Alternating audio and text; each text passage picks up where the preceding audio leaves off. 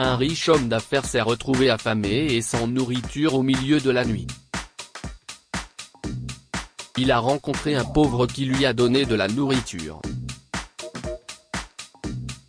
Des mois plus tard, il a remboursé l'homme pour ce qu'il a fait.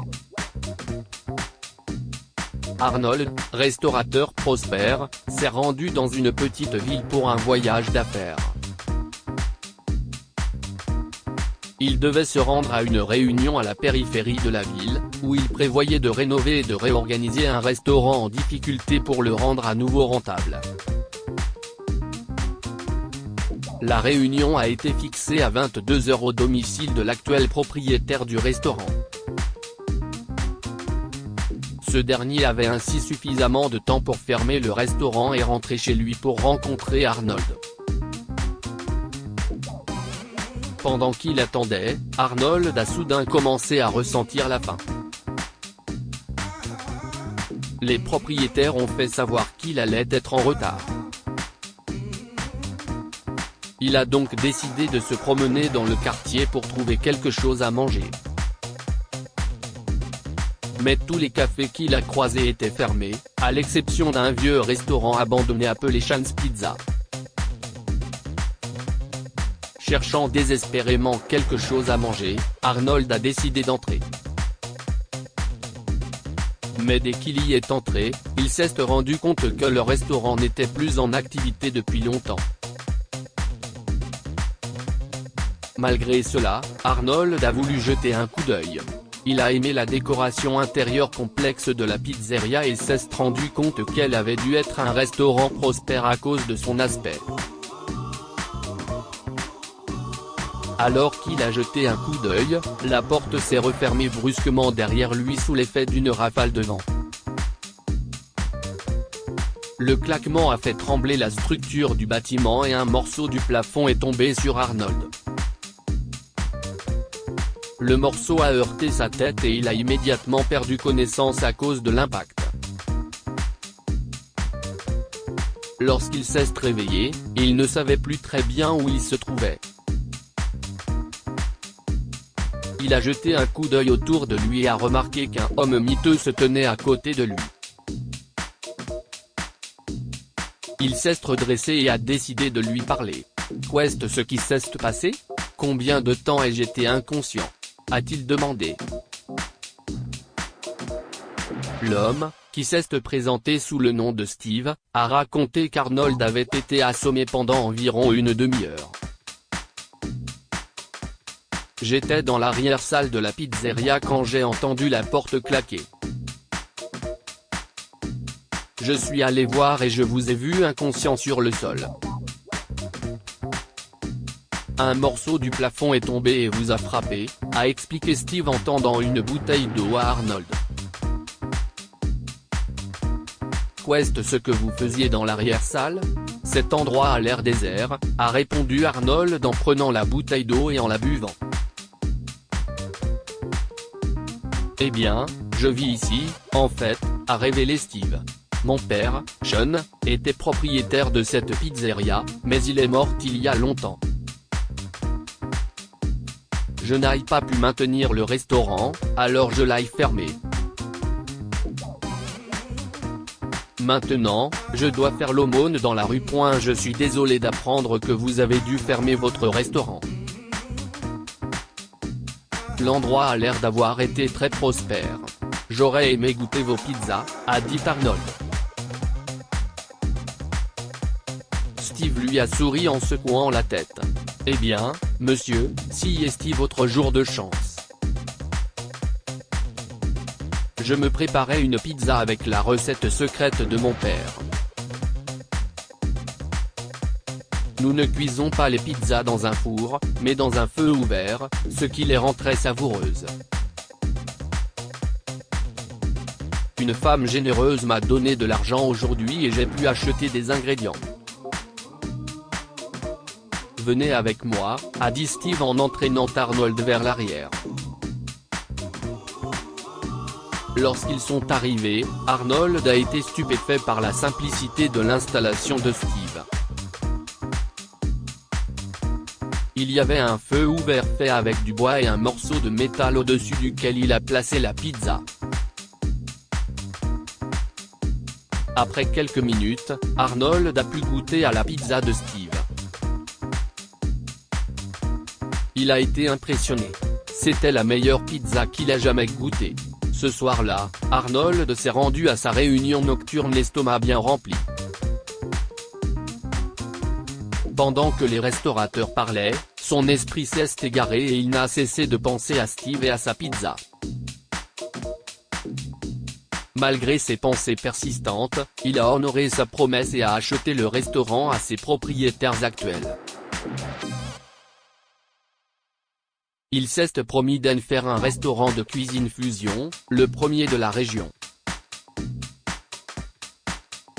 Quelques semaines plus tard, le restaurant rénové d'Arnold a ouvert ses portes avec succès. Les files d'attente s'allongeaient autour du pâté de maison et les réservations étaient prises depuis des semaines. Sachant que le restaurant était entièrement opérationnel et qu'il pouvait désormais voler de ses propres ailes sans qu'il ait à le superviser, il s'est attelé à une tâche qui lui tenait à cœur depuis des semaines. Un lundi matin, Steve s'est réveillé en entendant le bruit des matériaux de construction transportés dans la pizzeria abandonnée. Il est sorti de l'arrière du restaurant et a trouvé plusieurs ouvriers portant des casques de chantier, dont Arnold. Qu'est-ce ce que vous faites ici ? A demandé Steve à Arnold. Pourquoi avez-vous autant de matériel avec vous ? Arnold a souri fièrement. J'ai acheté le terrain où nous nous trouvons. Comme le prêt n'a pas été remboursé il y a des années, il est devenu propriété de l'État. Maintenant, je suis en train de construire une pizzeria qui, je le sais, plaira aux familles. Cela a mis Steve en colère, car il pensait qu'Arnold profitait de sa situation précaire. Comment osez-vous manquer de respect à ce que mon père a construit ? Je n'essaie pas de vous manquer de respect, à vous ou à votre père, Steve. J'essaie de vous honorer tous les deux. Je vais nommer le restaurant Sean & Steve's Pizza, lui a dit Arnold. Il pensait que Steve serait content, mais cela l'a rendu encore plus furieux. Ne vous avisez pas de gérer une pizzeria sous le nom de mon père. Vous croyez que le simple fait de la baptiser de notre nom nous honorerait ? A-t-il rétorqué. Steve, ce n'est pas moi qui vais gérer la pizzeria, si est vous, a dit Arnold en tapant dans le dos de Steve. Vous voyez, je n'arrêtais pas de penser à la pizza que vous avez préparée il y a quelques semaines. Il serait dommage que vous gardiez cette recette secrète pour vous. Le monde entier mérite de goûter à la meilleure pizza de tous les temps. Steve s'est rendu compte qu'Arnold lui donnait l'occasion de remettre sa vie sur les rails, et il a commencé à l'écouter avec un esprit ouvert. Arnold lui a dit qu'il allait gérer les opérations de la pizzeria tandis qu'Arnold resterait consultant et investisseur dans les coulisses. Qu'est-ce que vous gagnez à Maider ? A demandé Steve à Arnold. Eh bien, Steve, je suis un restaurateur. J'investis dans des restaurants et je veux investir dans le vôtre. Nous partageons les bénéfices par moitié. De cette façon, nous sommes des partenaires commerciaux, a-t-il expliqué.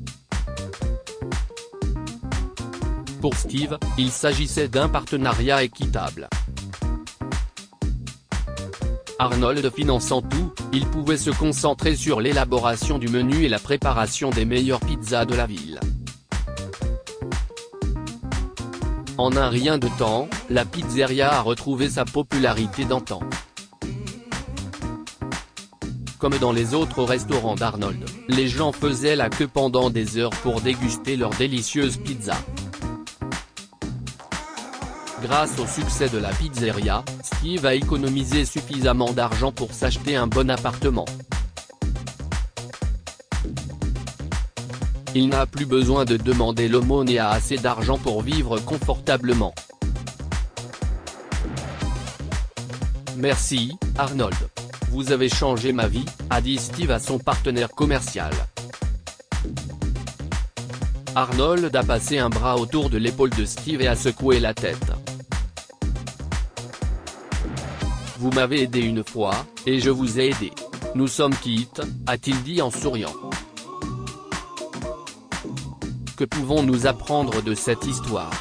Ce que vous faites dans le monde vous reviendra un jour. Steve a généreusement nourri Arnold alors qu'il n'avait pas grand-chose dans la vie. Finalement, Arnold a rendu l'appareil à Steve en lui donnant l'occasion de réorganiser son commerce de pizza. Il n'est jamais trop tard pour poursuivre une passion que l'on croyait perdue. Steve pensait ne plus pouvoir préparer des pizzas pour d'autres personnes après la fermeture du restaurant de son père. Finalement, il a pu renouer avec sa passion après qu'Arnold l'a aidé à ouvrir une nouvelle pizzeria. Partagez cette histoire avec vos proches. Elle pourrait les inspirer et leur faire plaisir.